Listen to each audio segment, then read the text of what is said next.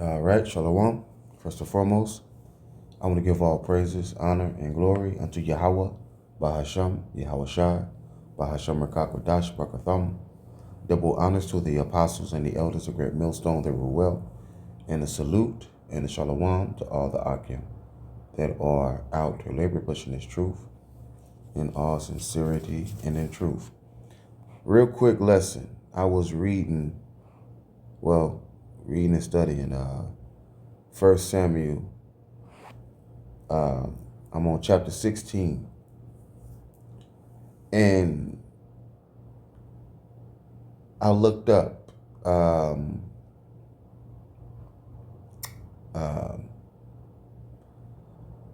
anointing a king in the ancient world. Was it scary or dangerous?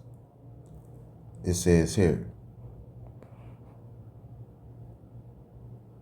anointing a king. This is the AI overview on Google. Anointing a king in the ancient world was not merely a ceremonial spa treatment or a purely joyous occasion. It was a high stakes ritual that was often intense, deeply religious, and at times physically dangerous or terrifying. It was considered a call to arms, marking a transition from ordinary life to a position of immense and sometimes perilous and divine responsibility. Wow. Now, it says, here's why the process could be considered scary or intense in the ancient world. Risk of death and political danger. The act of anointing often occurred during power transitions. See? Because King Saul was rejected for being king, right? And that power was taken from Saul and given unto the young David.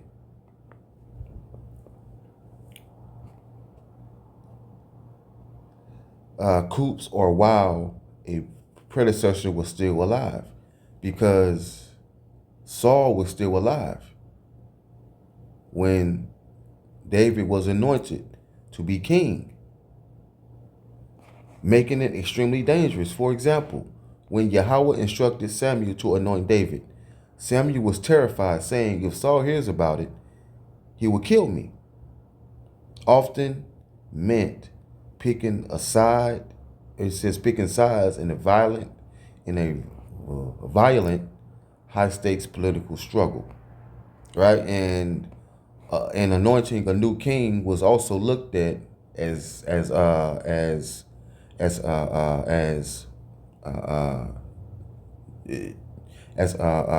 treason, a call to arms, not just honor. Anointing oil was not just for fragrance. It was described as fire and a call to arms. It signified a profound, terrifying shift where the person became a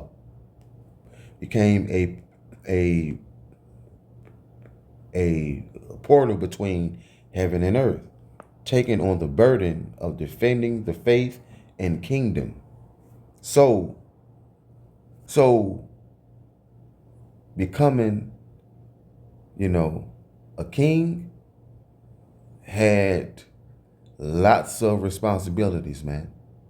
It had a lot of responsibilities, man. Now we understand why King Solomon, why he asked Yahweh for wisdom and knowledge. See, because King Solomon was like, man, this is a huge a position to be in. I need wisdom, knowledge, and understanding for this. See?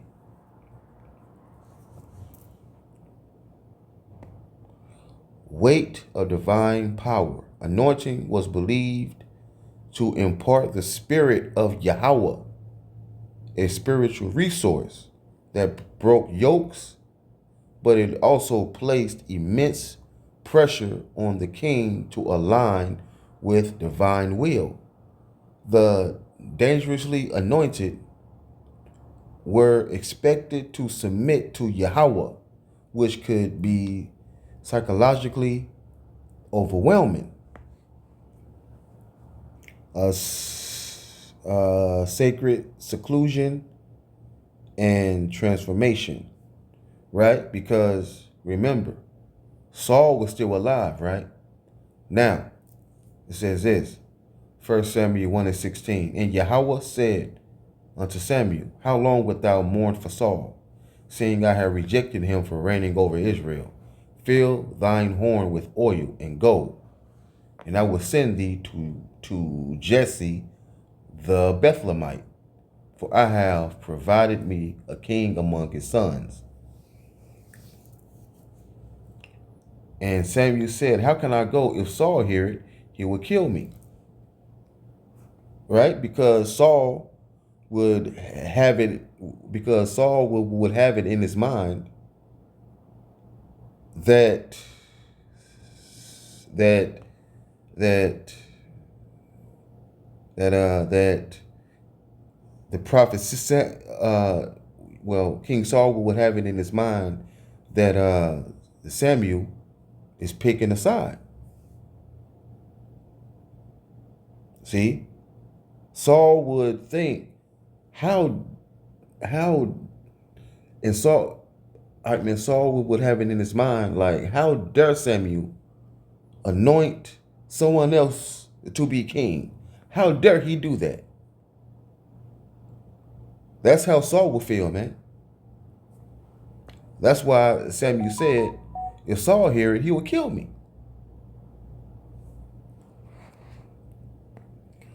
The ritual was a rite of passage that often required the king to leave behind his former life and social group.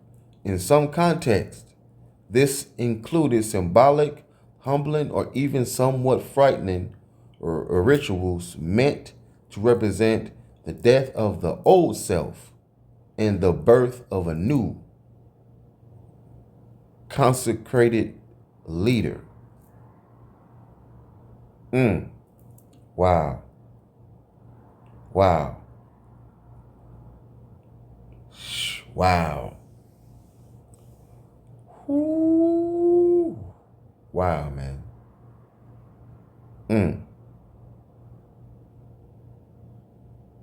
All right, man, because Jake, man, we have left our old life and have come into this knowledge, man, have come into this truth. And we've been anointed.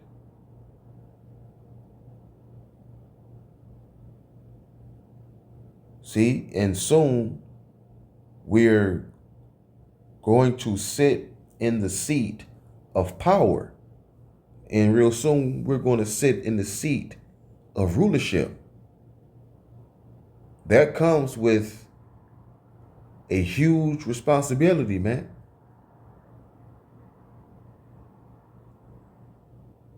Wow. All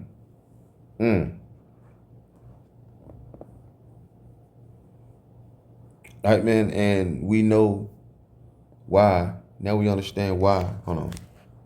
Let me see if I can find this. I know it's in Proverbs. Is it 31? Yep. This is Proverbs 31:4. It says, it is not for kings, O Lemuel, it is not for kings to drink wine, nor for princes strong drink. Right? Because a king must be in his right mind at all times, right? And make and make the right decisions, man. And also listen to the Ruach Kodesh, listen to wise counsel. See? It says paranoia and mental strain. The pressure of being Yahweh's anointed could take a toll, as seen in the life of King Saul, who became paranoid, depressed, and prone to violent outbursts after being anointed. Mm, mm. Wow. Mm.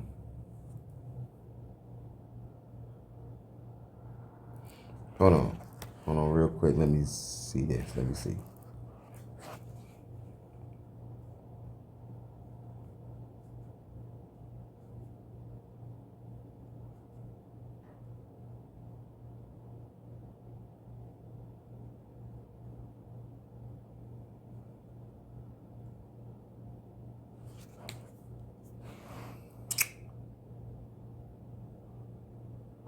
It says, I typed in King Saul's violent outbursts after being anointed.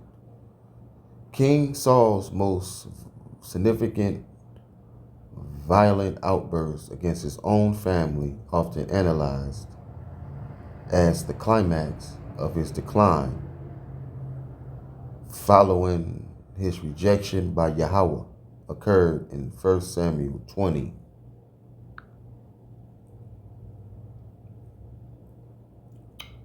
Wow, man. Mm. 20 to 30. Okay, 20 and 30 to 33. Okay, here it is. It says, Saul is angry with Jonathan. Wow. Now, I'm gonna read it in the KJV and in the NLT. Then Saul's anger was kindled against Jonathan.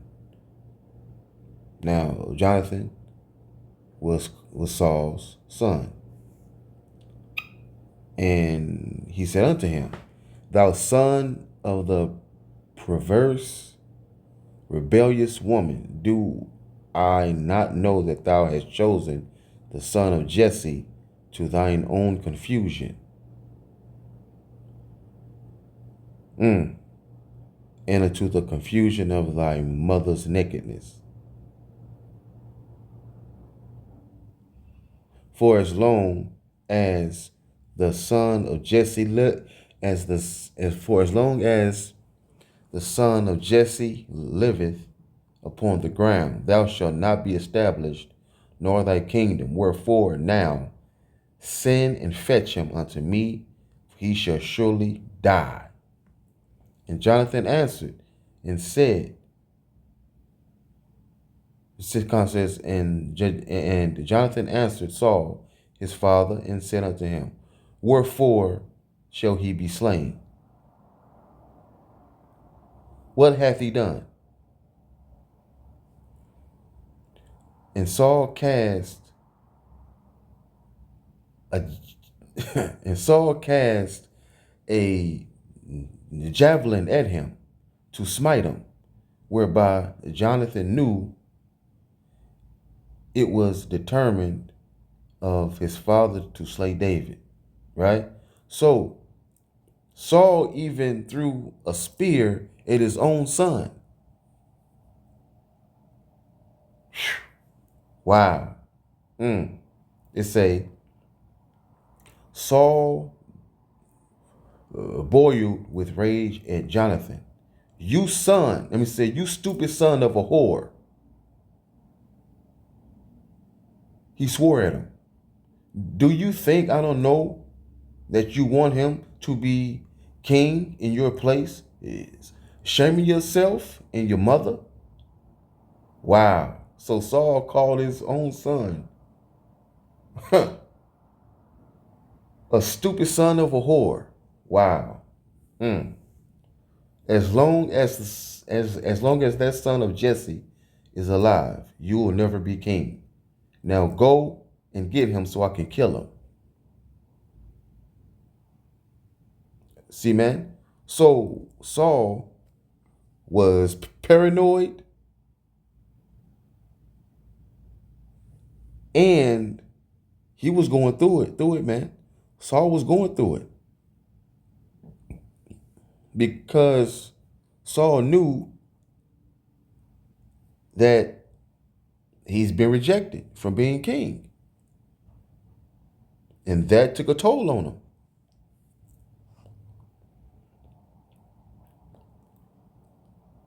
But why should he be put to death? Jonathan asked his father.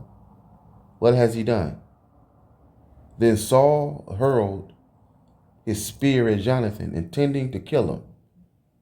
So at last, Jonathan realized that his father was really determined to kill David. Jonathan left the table in fierce anger and refused to eat on the second day of the festival, for he was crushed by his father's shameful behavior toward David. All right, man. Now, even though Saul said that to Jonathan, to his son, Jonathan, right? Jonathan still showed his father the utmost respect, still. See, so Jonathan still honored his father, King Saul. He still honored him. Right? Because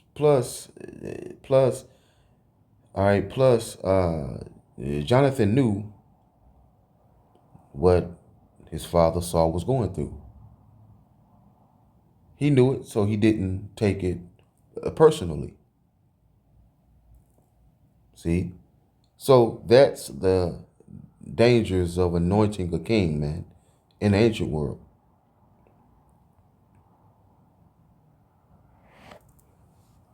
See? All right. So with that, I say shalom.